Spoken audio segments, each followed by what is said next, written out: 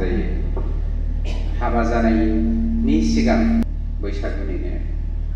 खन्थाइनि मुङा लाभ इन बैसागु लाभ इन बैसागु नोंखौनो गोसोखाङै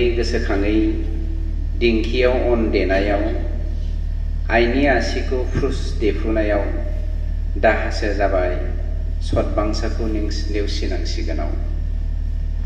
जिंगादासि सना सोमस्रि जेरैब्लाबो लायखागोन बैसागु जोबसि बै समाव रानखाहैगोन बिखुनजोनि आसि हाबानि थियारि खासै दाउ खासि अमा खासि आंहाबो थियारिसै आदा दखना थावसि आफाया बुंखादों हरफानो मोसौ दामब्रि जासान्दि समावनो जानांगोन अब्लाबो मानोबा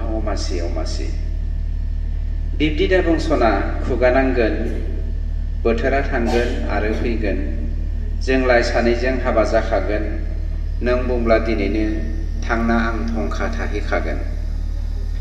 बैसागु जोबबोला बोथोरा थांबोला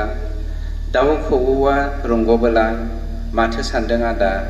आइनि आसिया रानाबोला बिद्दा बोलै सना जिउआव नोंनो आंनि खैना बिखुनजोनि आसिया रानस्लाबाब्ला बैसागनि जोबथायाव हाबा लाथारगोन लाखारबोना दोनदो आदा बेलेन्स गैला आफायाबो नङा गुबुन बायदि साख्रियावला रिसार्च सोना हरगोन गाबोन फानना जरासे दाउला रसना सोमस्रि जिंगा दासिहाब दान्दिसे उनाव हरनि आं 10 रांनि टप आप नोंनि फन मोनाब्ला गोसोआ जाया आंनि वार्म आप बे